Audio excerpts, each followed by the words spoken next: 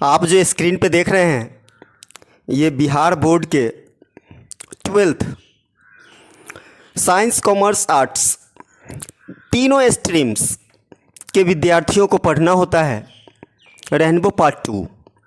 उसी किताब का ये पहला चैप्टर है।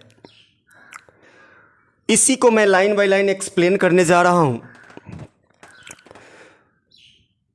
अगर आप 12th की तैयारी करना चाहते हैं या अंग्रेजी सीखने के ख्याल से पढ़ना चाहते हैं तो इस वीडियो को ज़रूर देखें। ये तो पहला पार्ट है। बारी बारी से सभी चैप्टर का मैं वीडियो आपके सामने लाता रहूँगा। तो चलिए शुरू करते हैं बिना देर किए। पहला चैप्टर है Indian civilisation and culture. Indian अर्थात भारतीय, सिविलाइजेशन सभ्यता, एंड और कल्चर संस्कृति, यानी भारतीय सभ्यता एवं संस्कृति। लेखक है महात्मा गांधी। इनके बारे में सब आदमी जानते हैं। किताब में जितना है उतना ही हम चर्चा करेंगे। तो चलिए बढ़ते हैं। सबसे पहले एक एक शब्द को क्लियर करेंगे। मोहनदास करमचंद गांधी नाम है। यहां से वर्ड शुरू होता है पॉपुलरली। पॉपुलरली का अर्थ होता है लोकप्रिय रूप से, और नोन एज का अर्थ होता है जाना जाना। The father of the nation राष्ट्रपिता, मोड अधिक, स्पिरिचुअल आध्यात्मिक, लीडर नेता, देन देन का यहां अर्थ है से, और पॉलिटिशियन राजनेता। तो चलिए यहां तक का मीनिंग समझते हैं। मोहनदास करमचंद गांधी जन्म 1869, मृत्यु 1948। लोकप्रिय रूप से बापू या राष्ट्रपिता के नाम से जाने जाते थे। Was more a spiritual leader. वे राजनेता से अधिक आध्यात्मिक नेता थे। वे राजनेता से अधिक आध्यात्मिक नेता थे। अब यहां से आगे बढ़ते हैं। सक्सेसफुली एक वर्ड है, सफलतापूर्वक, यूज्ड यानी प्रयोग किया, ट्रुथ यानी सत्य, एंड और नॉन वायोलेंस अहिंसा, एज का यहां अर्थ है के रूप में, द चीफ मुख्य, वेपन्स हथियारों, अगेंस्ट के विरुद्ध या के खिलाफ, द ब्रिटिश रूल अंग्रेजी शासन, हेल्प्ड मदद किया, गेन प्राप्त करना या मिलना, इंडिपेंडेंस आज़ादी या स्वतंत्रता। तो चलिए यहां तक हम वर्ड क्लियर कर लिए हैं। अब यहां से मीनिंग समझते हैं। वे भारत में अंग्रेजी शासन के खिलाफ सत्य एवं अहिंसा का प्रयोग मुख्य हथियार के रूप में किए। वे भारत में अंग्रेजी शासन के खिलाफ सत्य एवं अहिंसा का प्रयोग मुख्य हथियार के रूप में किए, एंड और मदद किया। हेल्प्ड मतलब मदद किया, गेन प्राप्त करना और भारत को आज़ादी प्राप्त करने में मदद किया। फ्रॉम से टिल तक, कंप्लीटली पूरी तरह, डोमिनेटेड हावी होना, पॉलिटिक्स राजनीति। चलिए मीनिंग समझते हैं। 1915 से 1948 तक वे, यहां ही का अर्थ वे है, भारतीय राजनीति पर पूरी तरह हावी रहे। 1915 से 1948 तक वे भारतीय राजनीति पर पूरी तरह हावी रहे।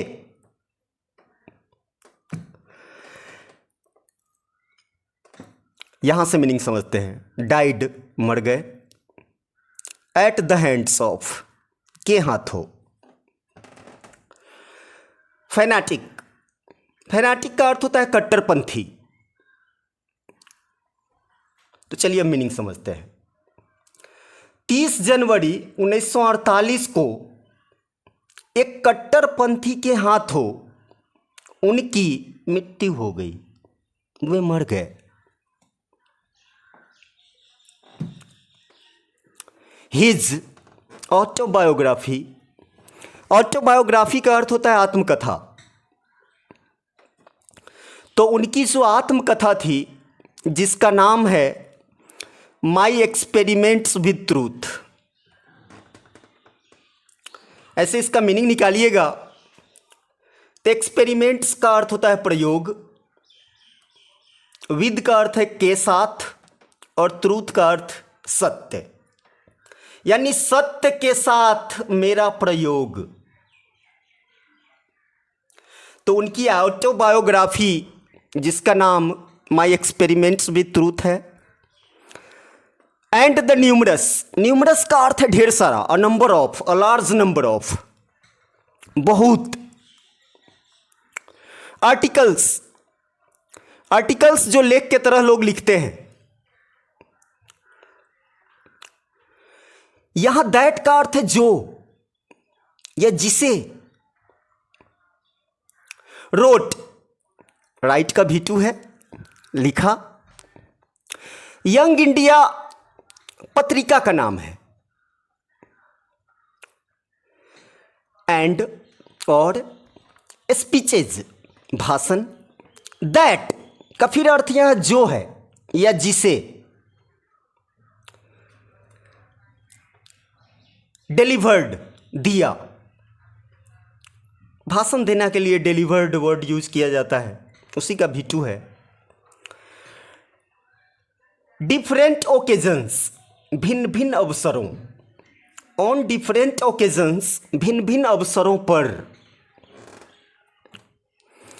रिवील, बताना या प्रकट करना।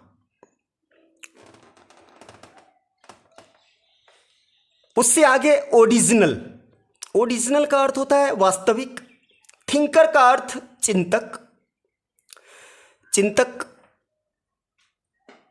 और फिर ये जो ग्रेट मास्टर है, ये बड़ा बड़ा मास्टर। चेस्ट जो वर्ड है यहां, इसका अर्थ है सादगी। और आइडोमेटिक फ्रेज, आइडोमेटिक इंग्लिश, इसका अर्थ है, आइडोमेटिक इंग्लिश का अर्थ है मुहावरेदार अंग्रेजी।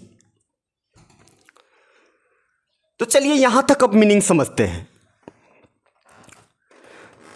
हिज ऑटोबायोग्राफी यानी उनकी आत्मकथा जिसका नाम माई एक्सपेरिमेंट विद ट्रूथ, और ढेर सारे आर्टिकल्स जो वे यंग इंडिया के लिए लिखे, और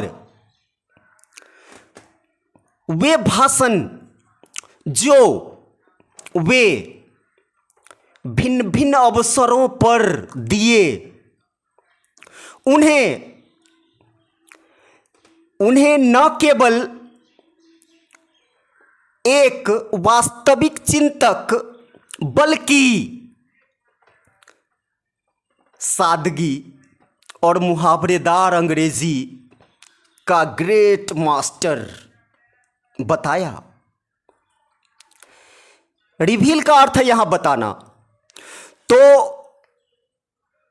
उन्होंने जो आर्टिकल्स लिखे यंग इंडिया के लिए या जो स्पीच उन्होंने दिया, वो उन्हें न केवल एक वास्तविक चिंतक बल्कि सादगी एवं मुहावरेदार अंग्रेजी का ग्रेट मास्टर, बड़ा मास्टर बना दिया। चलिए यहां तक आप मीनिंग समझ गए होंगे, वहां से आगे बढ़ते हैं। फॉलोइंग का अर्थ होता है निम्नलिखित, एक्सट्रैक्ट का अर्थ होता है अंश, और ये मीनिंग आप जान ही रहे हैं। चलिए उससे आगे बढ़ते हैं। तो निम्नलिखित एक्सट्रैक्ट यानी निम्नलिखित अंश जो इंडियन सिविलाइजेशन एंड कल्चर है, इसमें Gandhi ji talks about the sound foundation of Indian civilization. पहले कुछ वर्ड क्लियर कर लेते हैं। साउंड फाउंडेशन का यहां अर्थ है मजबूत नींव, और इंडियन सिविलाइजेशन अर्थात भारतीय सभ्यता।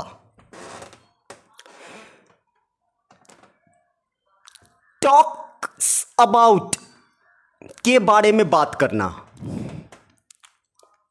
तो चलिए अब मीनिंग समझते हैं।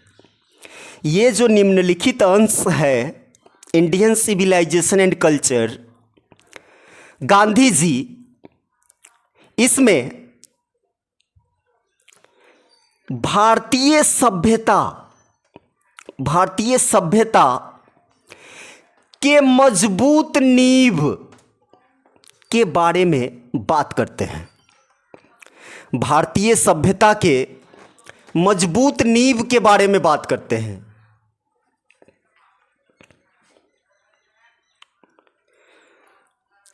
विच का अर्थ है यहां जो, सक्सेसफुली सफलतापूर्वक, विदस्टूड टिके रहना, झेलना, उसी का V2 है। विद स्टैंड का V2 विदस्टूड V3। The passage of time, समय का चक्र, काल चक्र कहिए। तो यहां तक आप मीनिंग समझ गए हैं। अब यहां से शुरू होते हैं। गांधी जी भारतीय सभ्यता के मजबूत नींव के बारे में बात करते हैं जो समय के परिवर्तन के साथ सफलतापूर्वक टिका हुआ है। समय के परिवर्तन के बावजूद भारतीय सभ्यता सफलतापूर्वक टिका हुआ है। उसी के मजबूत नींव के बारे में गांधी जी इस इंडियन सिविलाइजेशन एंड कल्चर में बात करते हैं।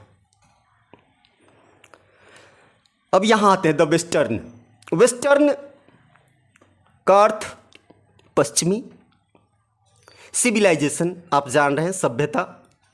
विच का अर्थ है यहां जो, टेंडेंसी का अर्थ प्रवृत्ति, प्रिविलेज किसी चीज का विशेषाधिकार होना, मैटेरियलिटी भौतिकता, मैच मिलना, इंडियन सिविलाइजेशन भारतीय सभ्यता, दैट का अर्थ है फिर जो, और इलिवेट्स का अर्थ है बढ़ाना, मोरल बीइंग नैतिकता। चलिए अब यहां से मीनिंग समझते हैं। द वेस्टर्न सिविलाइजेशन यानी पश्चिमी सभ्यता जो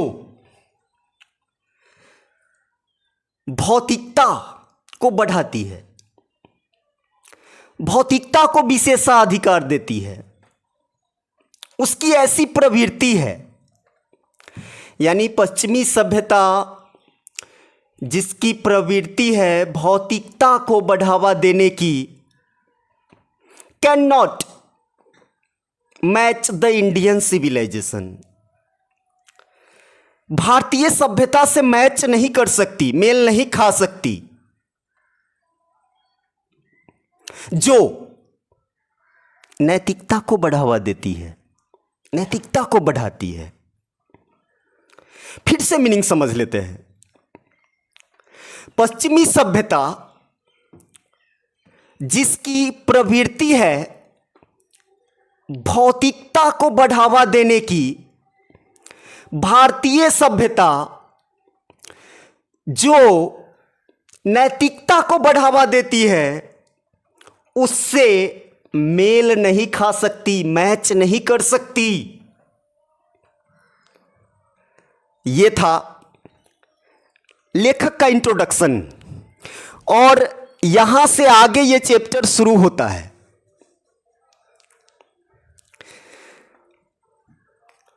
लेकिन इस वीडियो में इतना ही। फिर आगे के जानकारी के लिए अगले पार्ट का इंतजार करें। फिर मिलते हैं।